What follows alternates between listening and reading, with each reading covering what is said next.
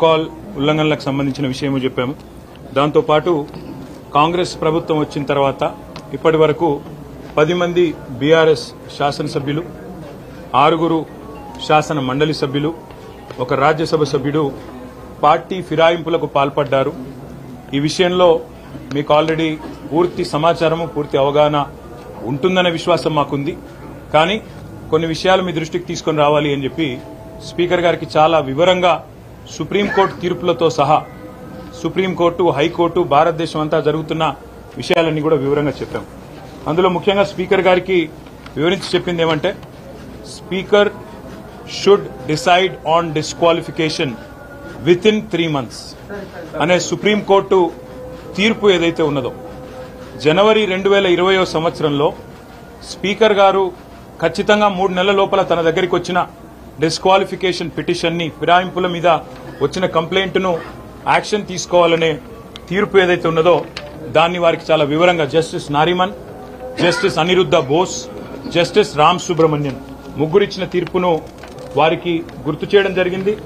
ఆ రోజు సుప్రీంకోర్టు ఇచ్చిన తీర్పును అనుసరించి మణిపూర్లో కాంగ్రెస్ ఎమ్మెల్యే శ్యామ్ కుమార్ అనే కాంగ్రెస్ ఎమ్మెల్యే ఎవరైతే పార్టీ ఫిరాయించారో వారి మీద అక్కడి మణిపూర్ స్పీకర్ గారు డిస్క్వాలిఫికేషన్ కూడా చేసిన విషయాన్ని కూడా స్పీకర్ గారి దృష్టికి తీసుకొని రావడం జరిగింది. ఇక్కడ జరిగిన ఉదంతం కూడా ఈ 10 మందిది కూడా సేమ్ ఇన్స్టెన్స్ కాబట్టి మీరు ఆల్రెడీ ఒక కవర్డ్ సుప్రీంకోర్టు జడ్జిమెంట్ లో ఉన్నారు.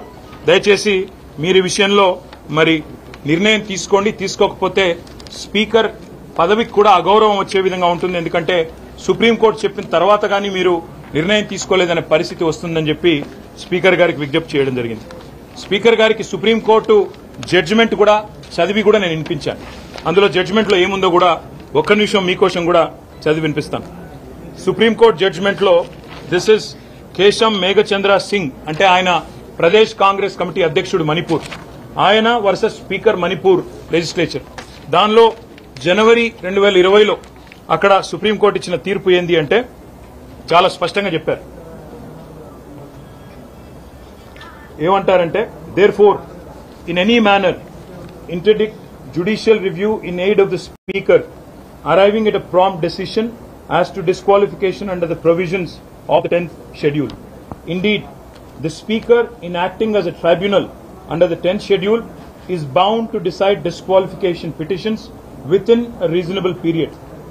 What is reasonable period will depend on the facts of each case, but absent exceptional circumstances for which there is good enough reason, a period of 3 months from the date on which the petition is filed is the outer limit within which disqualification petitions filed before the speaker must be decided if the constitutional objective of disqualifying persons who have infracted the 10th schedule is to be adhered to. అంటే supreme court చాలా స్పష్టంగా చెప్పింది ఏమంటే, మొత్తంగా అధికారం చూసినట్టయితే speaker గారికి ఉంది ఈ పిటిషన్ల మీద నిర్ణయం తీసుకునేది. కానీ రీజనబుల్ పీరియడ్, ఎందుకంటే 5 ఏళ్ల కాల పరిమితిలో ఉండే ఒక శాసనసభ్యుడు కనుక పార్టీ ఫిరాయిస్తే ఒక రీజనబుల్ పీరియడ్ లో నిర్ణయం తీసుకోవాలి. రీజనబుల్ పీరియడ్ అంటే ఏమిటి అని కూడా సుప్రీంకోర్టు డిఫైన్ చేసింది. ఏమని, 3 నెలల లోపల ఖచ్చితంగా నిర్ణయం తీసుకోవాలి. తీసుకోకపోతే ఏం జరుగుతుంది అంటే, మణిపూర్ లో ఏ రకంగానైతే సుప్రీంకోర్టు ఇంటర్వ్యూన్ అయ్యి స్పీకర్ కి ఆదేశం ఇచ్చిందో, 3 నెలల్లో నిర్ణయం తీసుకోలేదు మీరు మేము చెప్పిన విధంగా, కాబట్టి మీరు రాబోయే వారం రోజుల్లో నిర్ణయం తీసుకోండి అంటూ స్పీకర్ కు కఠినంగా ఆదేశం ఇస్తే ఆ వారం రోజుల్లోనే ఆ వ్యక్తి డిస్క్వాలిఫై అయినారు. స్పీకర్ గారికి గుర్తు చేశాం, మేము మార్చి 18 నాడు దానం నాగేందర్ గారి పిటిషన్, మొట్టమొదటి పిటిషన్ మేము ఇచ్చింది. ఆ రోజు స్పీకర్ గారికి స్వయంగా వారి చేతులకు అందజేయడం జరిగింది. ఈ రోజు మొత్తం మిగతా 9 పిటిషన్లు కూడా బై హ్యాండ్ ఇచ్చాము. ఇంతకంటే ముందే దాదాపు ఒక 7 పిటిషన్లు మేము by email, by registered post, by WhatsApp కూడా స్పీకర్ కార్యాలయానికి పంపించాము వివిధ తేదీల్లో. కాబట్టి స్పీకర్ గారికి ఈ రోజు మేము విజ్ఞప్తి చేసింది ఏమంటే, మీరు వెంటనే నిర్ణయం తీసుకోండి. ఇప్పటికే 4 నెలలు దాదాపుగా కావస్తా ఉంది, మరి 3 నెలల్లో నిర్ణయం తీసుకోవాలని చెప్పి మరి అక్కడ సుప్రీంకోర్టు తీర్పు ఉంది. దయచేసి స్పీకర్ గౌరవాన్ని, శాసనసభ గౌరవాన్ని కాపాడండి. సుప్రీంకోర్టు మీకు డైరెక్షన్ ఇచ్చే పరిస్థితి తెచ్చుకోవద్దు అంటూ కూడా స్పీకర్ గారిని మేము అభ్యర్థించడం జరిగింది. నేను తప్పకుండా పరిశీలిస్తానని చెప్పి స్పీకర్ గారు అన్నారు. ఇంకా వారికి చాలా విషయాలు కూడా చెప్పినాం.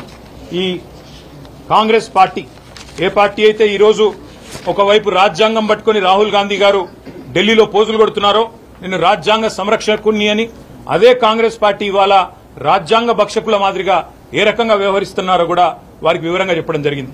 చేతుల్లో రాజ్యాంగం పట్టుకుని పార్లమెంట్లో పోజులు, బయటికి వచ్చి కాంగ్రెస్ కార్యాలయంలో పార్టీ ఫిరాయించిన ఎమ్మెల్యేలకు వారిని వెన్నుతట్టి ప్రోత్సహించే విధంగా రాహుల్ గాంధీ గారు ప్రవర్తిస్తున్నారని చెప్పి కూడా నేను స్పీకర్ గారికి గుర్తు చేయడం జరిగింది.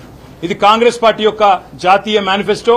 ఇదే మన తెలంగాణలోనే తుక్కుగూడలో విడుదల చేయడం జరిగింది న్యాయపత్ర. అందులో కూడా కాంగ్రెస్ పార్టీ చాలా స్పష్టంగా చెప్పింది. ఏం చెప్పింది న్యాయపత్రాలు అంటే, we promise to amend the 10th schedule of the constitution and make defection, leaving the original party on which the MLA or MP was elected, an automatic disqualification of the membership in the assembly. ఇది వారు చెప్పిన మాట. ఇది కూడా speaker గారికి చదివి వినిపించాం. హర్యానాలో ఇదే కాంగ్రెస్ పార్టీ కొట్లాడుతా ఉంది. వాళ్ళ ఎమ్మెల్యే అక్కడ కిరణ్ చౌదరి గారు బీజేపీలో చేరితే ఇదే కాంగ్రెస్ పార్టీ హర్యానాలో అక్కడ స్పీకర్ తో కొట్లాడుతా ఉంది, డిస్క్వాలిఫై చేయండి అని కొట్లాడుతా ఉంది. అది కూడా స్పీకర్ గారికి గుర్తు చేసినాం. దాంతో పాటు స్పీకర్ గారికి మరిన్ని ఉదంతాలు కూడా దేశవ్యాప్తంగా ఉన్నాయి, వారికి గుర్తు చేసినాం. కర్ణాటకలో ఎక్కడైతే బీజేపీ పార్టీ కాంగ్రెస్ ఎమ్మెల్యేలను కొనుగోలు చేస్తుందని అక్కడి ముఖ్యమంత్రి సిద్దరామయ్య గారు చెప్తున్నారు. 50 కోట్లకొకరు చొప్పున పశువుల సంతలో పశువుల్ని కొన్నట్టు మా ఎమ్మెల్యేలని కొంటున్నారు అని చెప్పి అక్కడ సీఎం సిద్దరామయ్య గారి ఆక్రోశం ఏదైతే ఉన్నదో అది కూడా స్పీకర్ గారికి చెప్పాము. మీరు ఇలాంటివి అనుమతిస్తే ఇలాంటి వాటిని పరోక్షంగా మీరు పట్టించుకోకపోతే పరోక్షంగా ప్రోత్సహించినట్టే అవుతుందని చెప్పి కూడా వారికి చెప్పాం. స్పీకర్ గారు ఏ పార్టీ నుంచి అయితే గెలిచారో కాంగ్రెస్ పార్టీ నుంచి, అదే కాంగ్రెస్ పార్టీ ముఖ్య నాయకుడు రాహుల్ గాంధీ గారు గోవాలో అక్కడి కాంగ్రెస్ అభ్యర్థులందరితో కూడా ఈ రకంగా శపథం చేయించారు. మేమెవరెవరైతే బీఫామ్ తీసుకుంటున్నామో మేము పార్టీ ఫిరాయించము అని చెప్పి శపథాలు చేసిన వైనాన్ని కూడా వారికి గుర్తు చేసినాం. అదేవిధంగా మొన్న జరిగిన హిమాచల్ ప్రదేశ్ లో జరిగిన రాజ్యసభ ఎన్నికల్లో 6 కాంగ్రెస్ ఎమ్మెల్యేలు బీజేపీ అభ్యర్థికి ఓటేశారు, రాజ్యసభ ఎంపీ అభ్యర్థిగా. అక్కడ అసెంబ్లీ స్పీకర్ గారు డిస్క్వాలిఫై చేస్తే వారు దాన్ని సవాల్ చేస్తూ సుప్రీంకోర్టుకు పోయారు.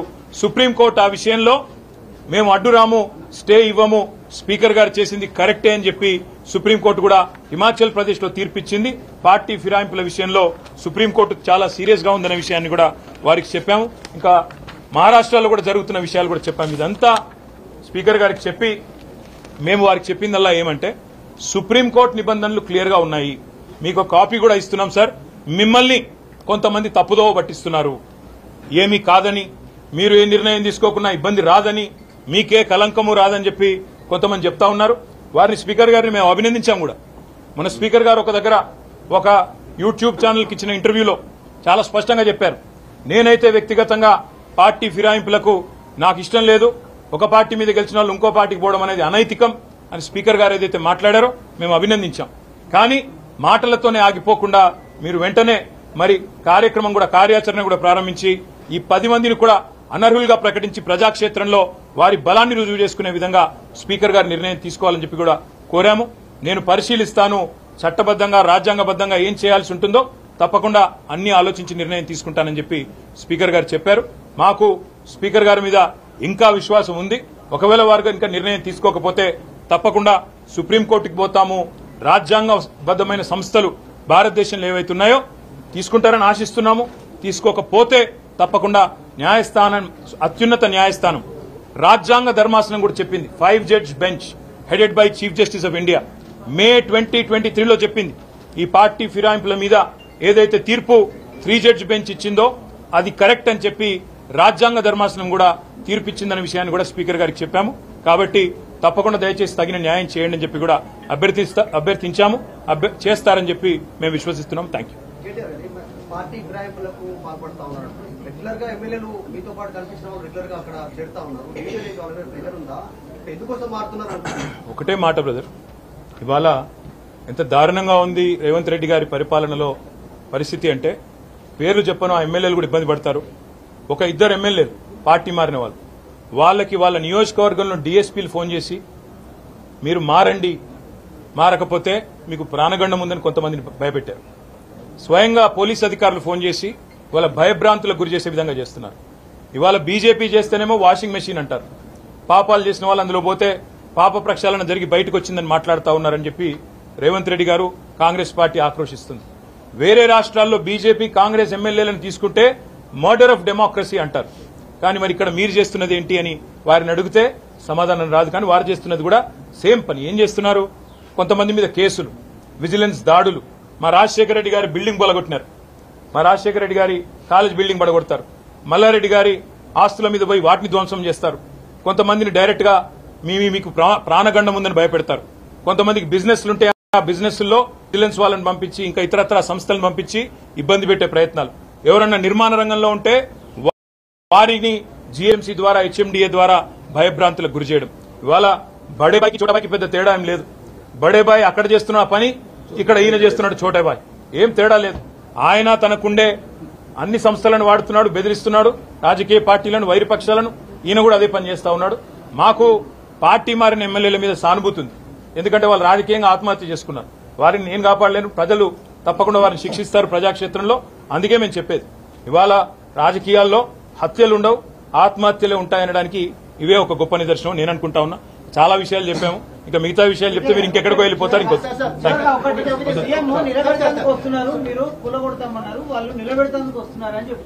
సరే, ఇప్పుడు బ్రదర్ ఒక్క మాట, ఎవరైతే కూలగొడతామని చెప్పారో మొట్టమొదటి పార్టీలో చేరిందే ఆయన. ఇప్పుడు మాకు డౌట్ ఏమొస్తుందంటే, ఏ కడియం శ్రీహరి అయితే చెప్పిండో ఆయన ముందు